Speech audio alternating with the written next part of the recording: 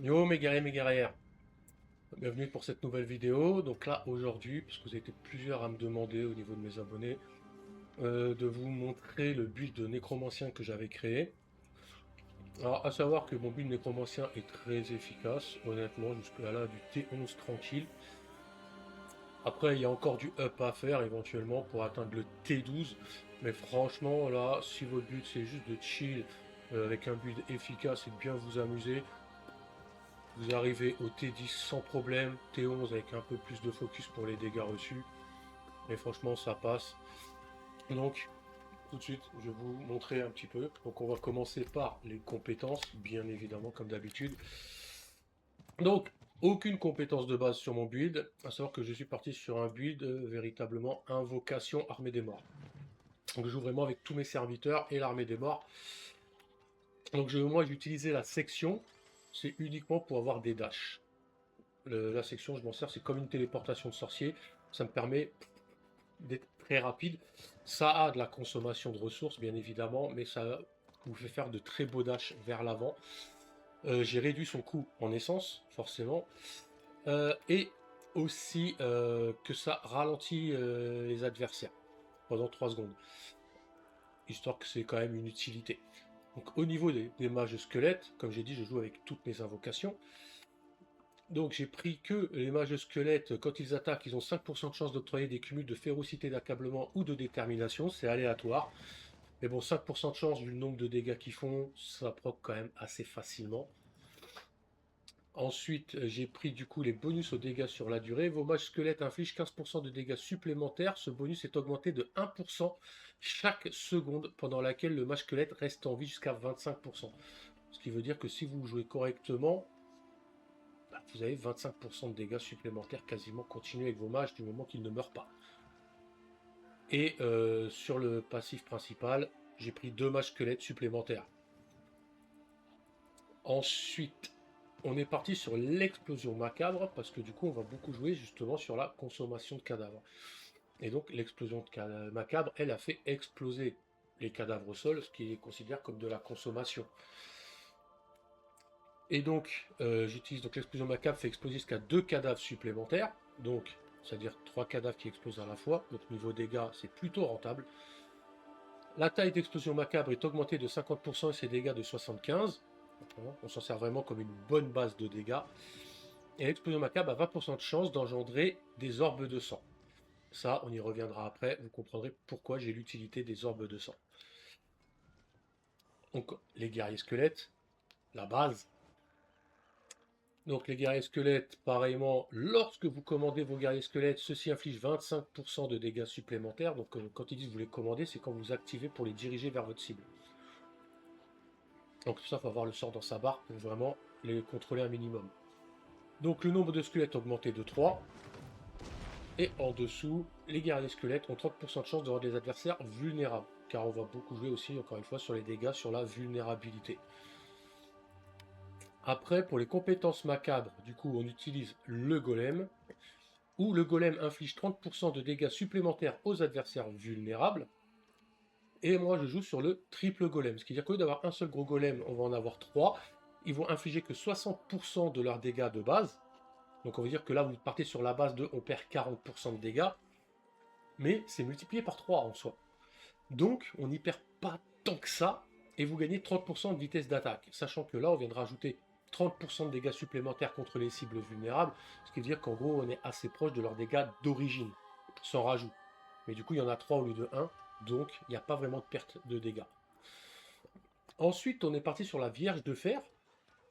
Donc la Vierge de Fer qu'on a transformée en compétence de sang. Pourquoi? Parce que Vierge de Fer, maintenant qu'elle est en compétence de sang, les compétences de sang, les adversaires qu'elle endommage ont 5% de chance de former des orbes de sang, encore une fois. Et l'utilisation de Vierge de Fer ramasse 4 orbes de sang dans la zone cible, donc de là où la Vierge de Fer spawn, pour infliger des dégâts. C'est-à-dire qu'en gros, là, on va faire spawn des orbes de sang. Et en fait, dès que Vierge de Fer va s'activer et qu'il y a des orbes de sang dans sa zone, elle va en prendre jusqu'à 4 et les éclater, ce qui va faire du dégât supplémentaire en plus de maudire les cibles, puisque c'est une compétence de malédiction. À côté, on a pris la décrépitude, avec uniquement le passis qui augmente les chances de coups critiques par les victimes ciblées par décrépitude, parce qu'on n'a pas besoin vraiment de plus que ça pour l'instant, vous comprendrez après. Et du coup, on joue avec l'outil de l'armée des morts, comme je l'ai annoncé au départ, où du coup l'armée des morts, on réduit son cooldown de 20 secondes. L'armée des morts invoque de manière passive un squelette instable toutes les 4 secondes. Donc toutes les 4 secondes, vous verrez un petit squelette qui part comme ça, qui va foncer vers les cibles. Et les squelettes d'armée des morts convergent vers votre cible. Chaque fois qu'un squelette instable explose sur une cible adverse, celle-ci subit 10% de dégâts supplémentaires de la part de votre armée des morts jusqu'à un maximum de 300%.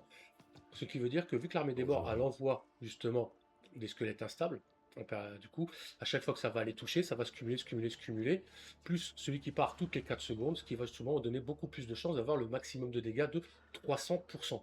À savoir qu'on va encore rajouter des systèmes d'âme derrière. Vous allez voir ça par l'équipement. Donc là, au niveau des squelettes, donc moi je suis parti sur les faucheurs, car les attaques chargées du faucheur réduisent les temps de recharge en cours de 3 secondes et génèrent un cadavre. Ce qui veut dire qu'à chaque fois que les faucheurs font des attaques chargées, ben, ils génèrent un cadavre et ils réduisent le temps de recharge de 3 secondes. Alors on va jouer énormément sur le temps de recharge. Ça va venir après, vous comprendrez vraiment pourquoi on a besoin d'un temps de recharge vraiment limité quand il y aura la démonstration de gameplay.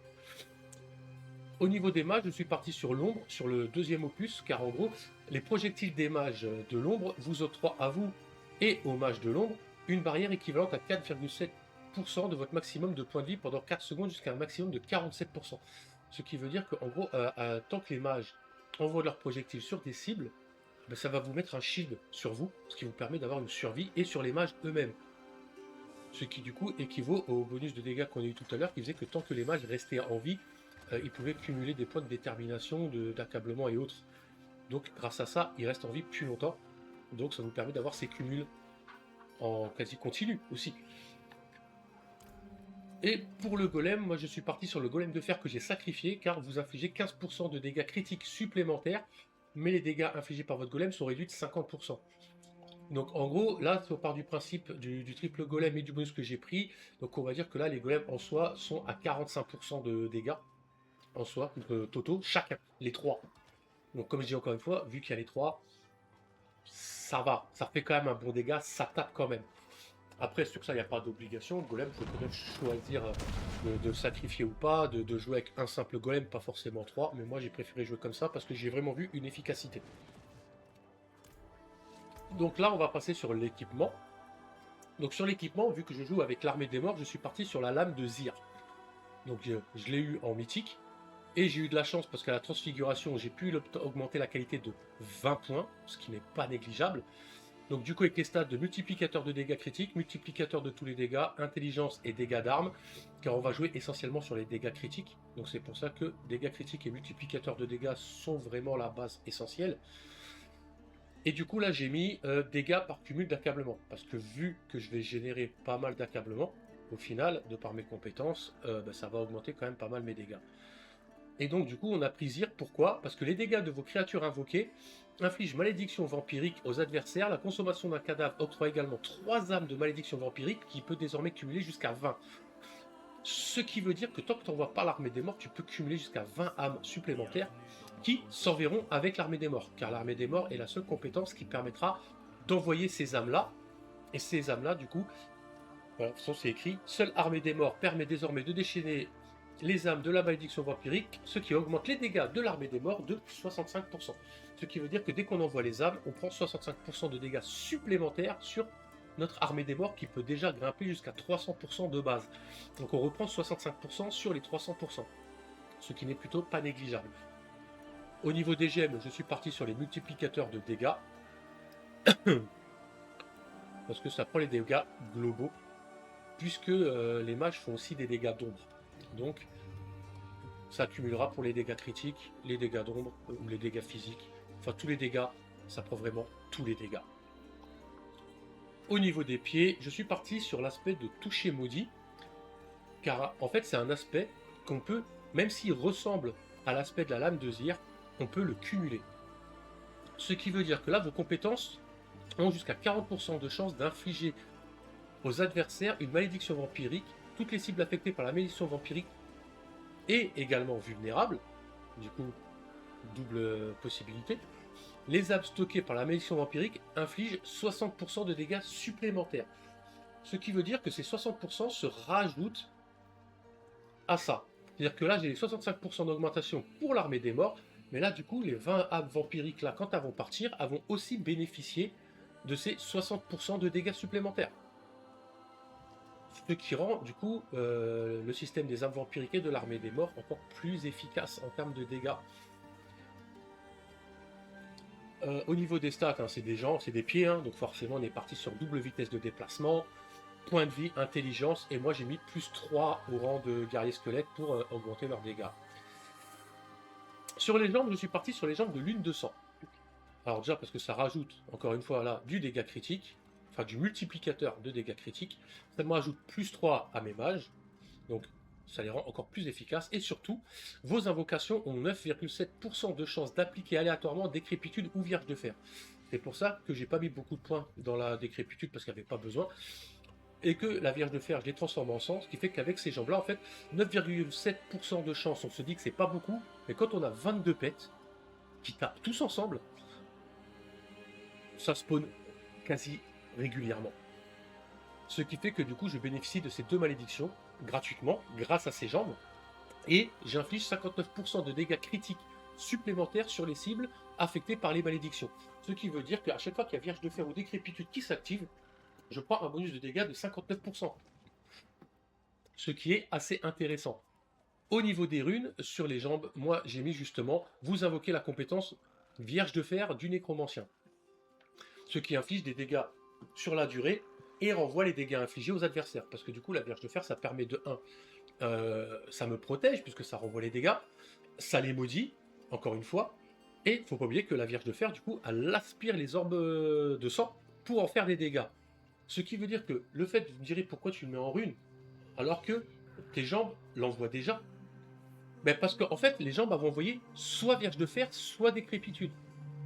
Ce qui veut dire qu'en faisant cette rune-là, au pire des cas, ça va m'envoyer 2 fois la Vierge de Fer, ou ça m'enverra Décrépitude et Vierge de Fer. Quoi qu'il arrive, la Vierge de Fer sera active quasiment à chaque fois. Il n'y a que la Décrépitude qui sera aléatoire. Mais c'est la Vierge de Fer qui est vraiment la plus intéressante, au final. Donc c'est pour ça que j'ai mis ça. En gros, c'est comme ça, je suis quasiment sûr d'être à 100% de Vierge de Fer qui spawn. C'est pour ça que j'ai utilisé Igni, en fait. Vous cumulez des offrandes toutes les 0,3 secondes. Vous pouvez utiliser une compétence hors compétence de base pour récupérer les offrandes. Ce qui veut dire que voilà, en gros là, jusqu'à 500 offrandes, ce qui permet d'envoyer assez régulièrement, sachant que j'ai besoin que de 100 points d'offrande pour pouvoir envoyer la Vierge de Fer. Au niveau des mains, je suis parti sur le capitaine des troupes en aspect. Vos dégâts d'invocation sont augmentés de 58%. J'avais une marge encore de 2% sur l'aspect, mais bon, je me suis dit que c'était pas trop grave. J'ai réussi à augmenter la qualité de plus 9. Encore une fois, j'ai eu de la chance. Où là, j'ai mis en trempe les dégâts critiques, multiplicateur de dégâts critiques, multiplicateur vulnérable, multiplicateur tous les dégâts et intelligence. Je suis juste un peu déçu, j'aurais bien aimé avoir un stat max sur le multiplicateur critique, mais l'avoir sur la vulnérabilité, c'est pas négligent du tout. Au niveau de la poitrine, on est parti sur l'enclume de Glyn, parce que votre maximum de détermination est augmenté de 2 et vous obtenez 3,6% de réduction de dégâts par cumul de détermination jusqu'à un maximum de 36. Alors, à savoir que la détermination de base vous augmente votre armure de 25%, donc c'est quand même de la bonne résistance. Et là, en plus, ça va m'octroyer 36% de réduction de dégâts. En plus. Et ça m'augmente le cumul de 2. Donc, pour la résistance, c'est vraiment très très fort. Donc, j'ai trempé de la vie. J'ai eu résistance à tous les éléments. Plus 4 à explosion macabre, du coup, pour encore une fois augmenter les explosions macabres, qui sont très importantes. Encore de la vie et de l'intelligence. Et oui, pour les gemmes, on met de l'intelligence. Au niveau de la tête, je suis parti sur la sous-couronne. Donc les stats d'origine que j'ai eu dessus, intelligence, point de vie, réduction du temps de recharge, et oui, encore, vous comprendrez après. Plus 2 aux compétences de type serviteur, et encore de la vie. Donc pourquoi cette tête? Parce que votre nombre de serviteurs, enfin votre nombre maximum de guerriers et de mages augmente de 4. Et vos dégâts d'invocation sont augmentés de 20%. Lorsque vous ordonnez au guerrier squelette d'attaquer une cible, les mages squelettes se concentrent également sur elle pendant 5 secondes. Donc déjà là, on gagne 4 de chaque, donc qui augmente le nombre de serviteurs. Sans plus, ça augmente les dégâts, et du coup là, quand on dirige les guerriers squelettes vers une cible, les mages s'y concentrent aussi pendant quelques secondes avant de s'éparpiller sur le reste. Donc c'est assez intéressant. Et au niveau des runes, je suis parti sur Nagumo. Mo, c'est une rune que j'utilise très régulièrement car je trouve que le sombre voile des voleurs est extrêmement fort pour la réduction de dégâts. Et Nagu, pourquoi? Parce que dès que vous maintenez au moins une créature invoquée active pendant 5 secondes, ben vous recevez les offrandes. Donc en gros, il faut jusqu'à 5 créatures maximum pour le faire 2 fois. Les créatures, j'en ai 22, donc autant vous dire que le sombre voile, je l'ai quasiment en permanence sur moi. Donc une grosse réduction de dégâts encore une fois. Au niveau de la amulette, donc je suis parti sur la réanimation. Les dégâts infligés par vos créatures invoquées augmentent tant qu'elles sont en vie jusqu'à atteindre 134%.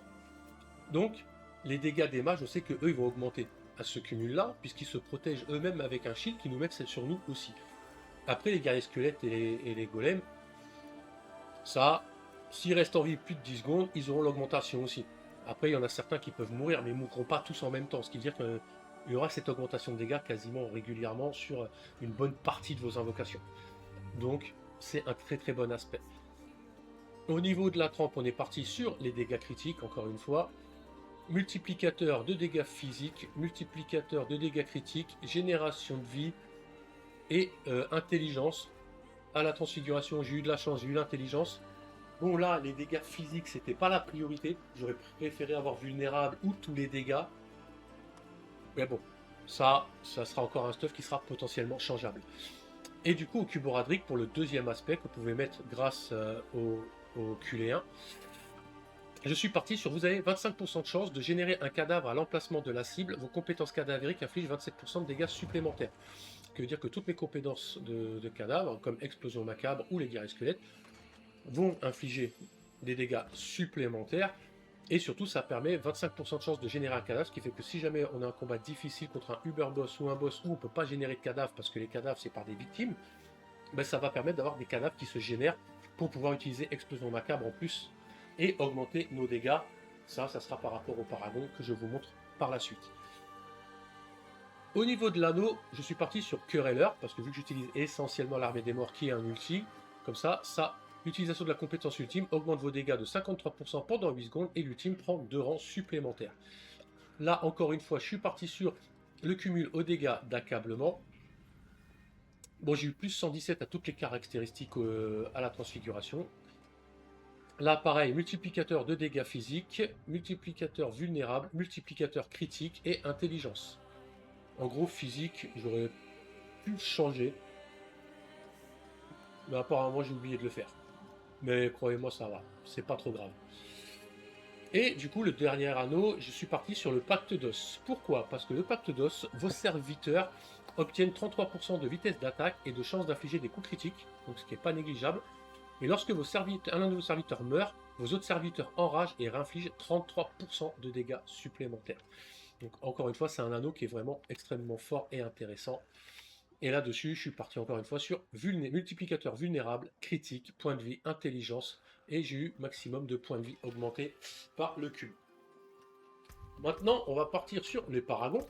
Donc les paragons, moi j'en suis assez content de ce que j'ai fait. Donc sur le premier plateau, je suis parti sur l'élimination, qui inflige 10% de dégâts supplémentaires aux élites. Hein. Pour ceux qui connaissent, je mets ça quasiment partout. Hein. C'est pour moi une glyphe, même si elle change de nom. Elle peut s'appeler chasse aux têtes par exemple, ou élimination, ou stratège, ça dépend des classes. Mais je la mets quasiment partout, rien que pour le multiplicateur de nœuds déjà, et les pourcentages de dégâts aux élites qu'on prend, même après en dessous quand on a dépassé le niveau 50. Sur le premier plateau, hop. Donc moi je suis parti sur guide de la secte. Vos serviteurs infligent 40% de dégâts supplémentaires par tranche de 20% du bonus de la vitesse d'attaque dont ils bénéficient jusqu'à un maximum de 100%. Donc voilà aussi pourquoi, c'est l'unique que j'ai pris qui augmente la vitesse d'attaque de 33%. Je l'ai pris, il est aussi utile. Parce que plus on aura de vitesse d'attaque, plus on aura de chance d'augmenter les dégâts de nos serviteurs. Au niveau de la glyphe, je suis parti sur la coriace.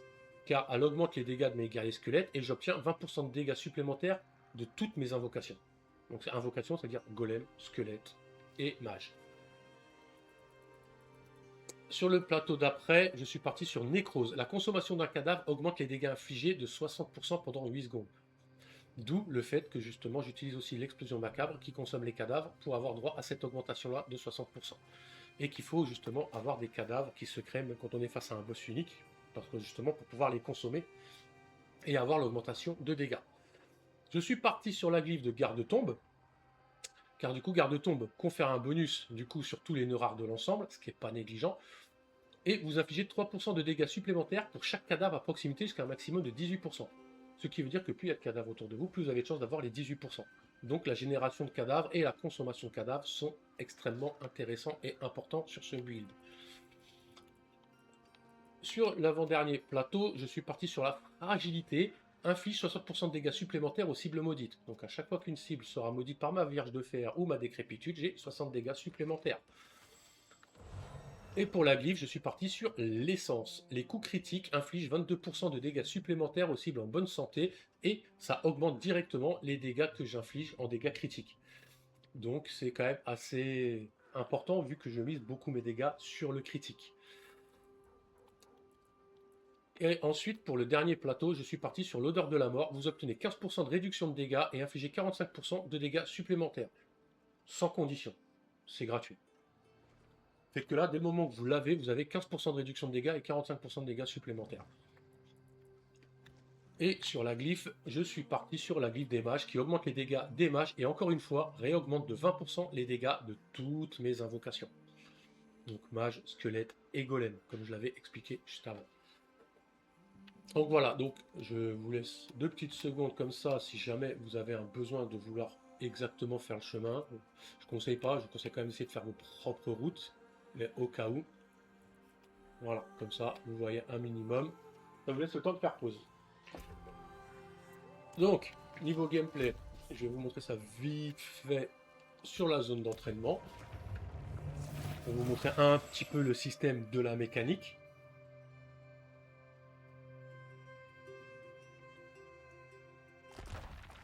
Hop là.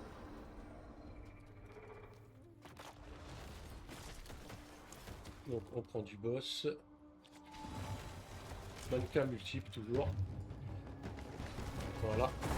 Et donc là, regardez, au niveau de la réduction des temps de recharge, comme vous pouvez voir, mon arme des morts s'envoie en continu. Et là, on est déjà dans le 100G, en critique. Et en fait, l'armée des morts s'envoie en permanence. En fait. La ressource, au soi, vous voyez, elle descend, mais en fait, la ressource, on n'en a pas besoin.